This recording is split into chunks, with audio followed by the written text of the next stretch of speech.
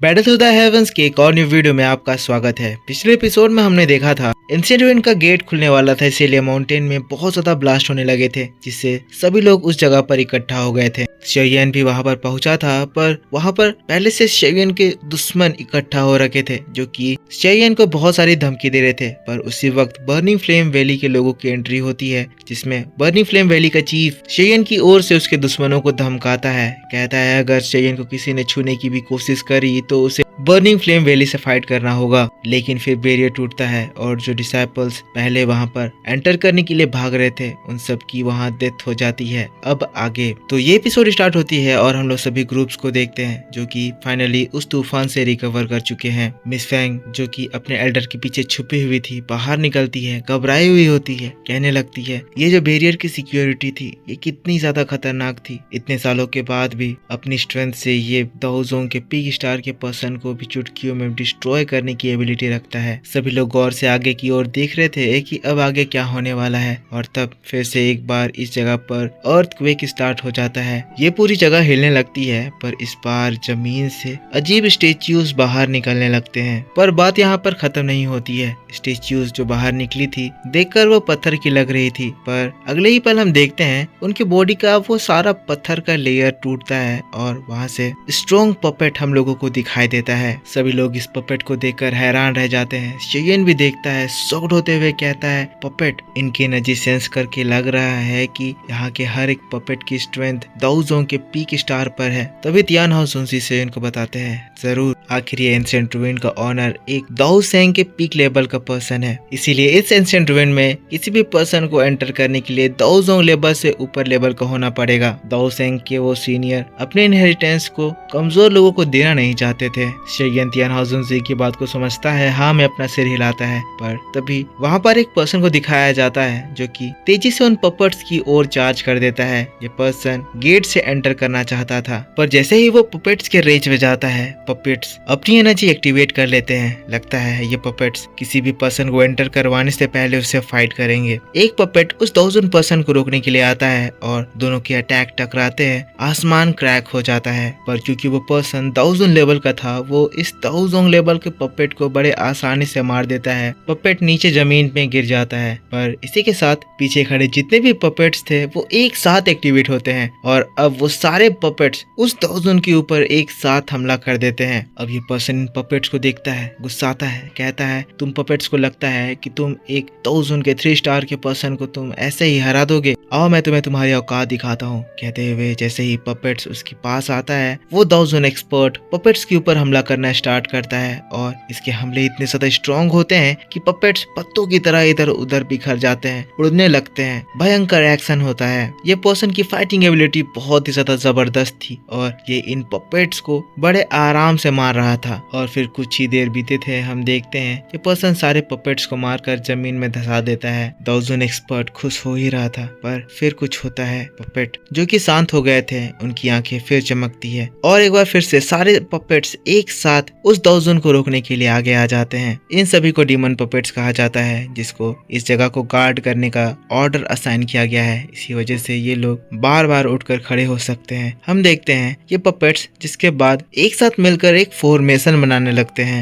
ये पपेट इस फॉर्मेशन से अपनी एनर्जी को दूसरे पपेट में ट्रांसफर कर रहे हैं, जिससे ये जो दाओजोंग लेवल के पपेट्स हैं वो दाओजोंग लेवल पर एडवांस कर रहे हैं। दाओजोंग एनर्जी उस पूरी जगह पर फैलती है। शेयन शॉक्ड देखकर एकदम कंफ्यूज कि कैसे पपेट्स अपने फॉर्मेशन के जरिए दाओजोंग लेवल पर एंटर कर रहे हैं। ऊपर से इंसानों की तरह इन पपेट्स का एक लीडर है। इस लीडर ने इस फॉर्मेशन के जरिए अपनी स्ट्रेंथ को बढ़ाते हुए अपना स्ट्रेंथ दाओजोंग के 2 स्टार लेवल पर कर लिया है। दूसरी ओर ये जो दाओजोंग एक्सपर्ट है वो भी दाओजोंग के 3 स्टार लेवल पर ही है, जो कि फिलहाल में 3 स्टार पर गए हैं। इसीलिए अब इस जगह पर फाइट थोड़ी टक्कर की होने वाली है। पर ये दाओजोंग एक्सपर्ट कहते हैं चाहे तुम कुछ भी कर लो तुम मुझसे नहीं जीत पाओगे। पर इनकी बात खत्म हुई ही थी और वो दाओजोंग लीडर पपेट बिजली की तेजी से आता है और उस दाओजोंग एक्सपर्ट के ऊपर हमला कर देता है। एक्सपर्ट इतने तेज हमले को एक्सपेक्ट नहीं कर रहे थे, जिसकी वजह से वो इस अटैक को हिट लेते हैं, जिसकी वजह से वो जमीन में गिर जाते हैं। इन दाओजोंग एक्सपर्ट के मुंह से खून निकलने लगता है, क्योंकि पपेट दाओजोंग के 2 स्टार लेवल में होने के बावजूद भी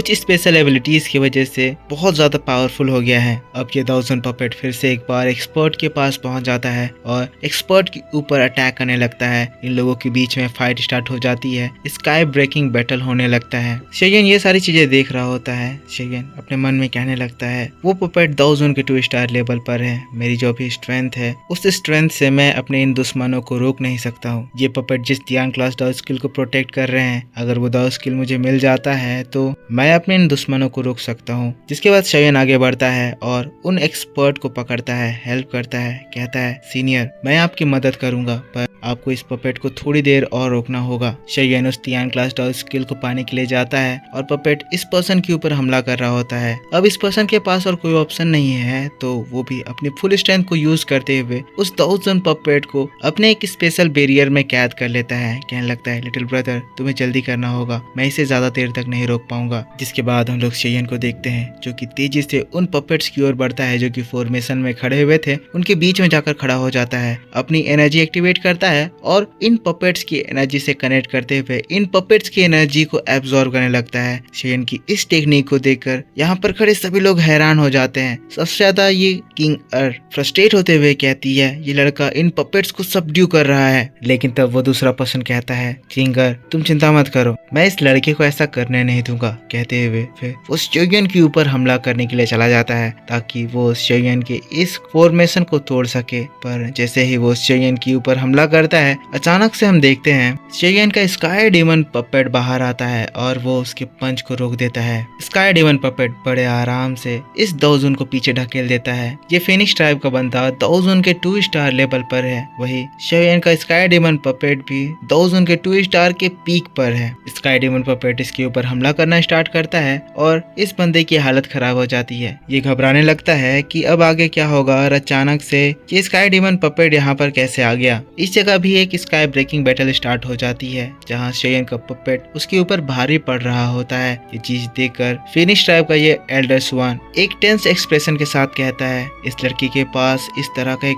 पपेट है जो कि 1000 के 2 स्टार लेवल पर है। मैंने इस लड़के को अंडरएस्टिमेट करा था तभी इस लड़के में इतना ज्यादा घमंड है। इसके बाद हम लोग शेयन को देखते हैं जो कि बहुत ही तेजी से सारे पपेट्स को सबड्यू कर रहा होता है। इस जगह का नजारा पूरी तरह से बदल जाता है। इन पपेट्स की डेंस एनर्जी एक एक करके शेयन के बॉडी में एंटर कर रही होती है जिससे शेयन की कल्टीवेशन बहुत ही तेजी से बढ़ रही होती है। पपेट्स की फॉर्मेशन में इन्वॉल्व हैं वो शेयन के इस फॉर्मेशन को रिटेलिएट नहीं कर पा रहे हैं और धीरे धीरे करके इन पपेट्स की सारी एनर्जी शेयन के अंदर एंटर कर रही है। ये प्रोसेस कुछ देर और चलता है जिसके बाद हम देखते हैं शेयन इन पपेट्स के अंदर से सारी एनर्जी खींच लेता है। पपेट्स इस वजह से डीएक्टिवेट हो जाते हैं। पर इधर जो ये 1000 लेवल का पपेट था वो उस 1000 एक्सपर्ट के सील्ड से बाहर निकल चुका है और अब वो 1000 एक्सपर्ट इसको रोक नहीं सकता है। 1000 पपेट उसको मारने के लिए उसके ऊपर पंच लेकर दौड़ता है पर इससे पहले कि वो पंच कर पाता शेयन उसको भी अपने अंदर खींच लेता है और उसको अपने स्टोरेज रिंग में रख लेता है। पर अब इधर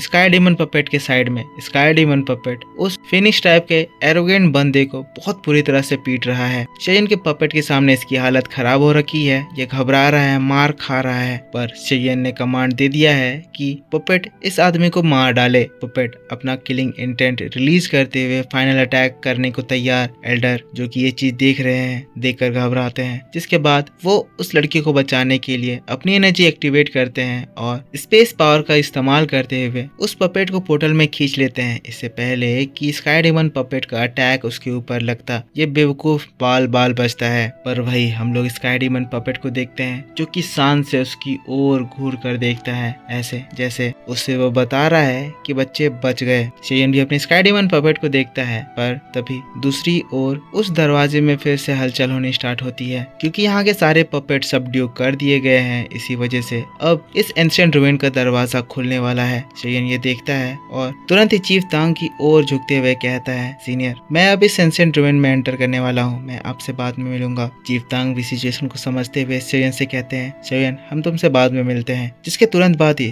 सेवियन और उसके दोस्त सबसे पहले एंशिएंट रूइन में एंटर करते हैं। सेवियन का स्काई डेमन पपेट भी उसी के साथ सेवियन के पास चला जाता है और इसी बात के साथ बैटल थ्रू द हेवंस का ये एपिसोड भी इसी जगह पर खत्म हो जाता है। तो मेरे दोस्तों, आप मुझको बताओ कि आपको ये एक्सप्लेनेशन कैसा लगा। अगर वीडियो पसंद आया है तो इसके ऊपर एक लाइक जरूर कर देना, कमेंट करके बताना कि एक्सप्लेनेशन आपको कैसा लगा। नेक्स्ट एपिसोड और भी ज्यादा डिटेल में आपके लिए कल सुबह इसी चैनल पर अपलोड कर दी जाएगी, जिसको देखकर आपको बहुत ज्यादा मजा आएगा। पर उसे देखने के लिए आपको इस वीडियो पे सपोर्ट दिखाना होगा। तो दोस्तों, ज्यादा से ज्यादा सपोर्ट दिखाइए, लाइक कीजिए, कमेंट करके बताइए कि वीडियो कैसा लगा। और पिछला एपिसोड आपने नहीं देखा है तो प्लीज जाकर उसे भी देखिए, आपको मजा आएगा। चैनल को सब्सक्राइब नहीं कर रखा है तो सब्सक्राइब करके बेल आइकन ऑन कर लेना, ताकि जब भी मैं वीडियो डालूं तो आपको सबसे पहले पता चल जाए। तो दोस्तों, मिलता हूं मैं आपसे नेक्स्ट वीडियो को लेकर कल। तब तक के लिए take care, bye bye and thanks for watching.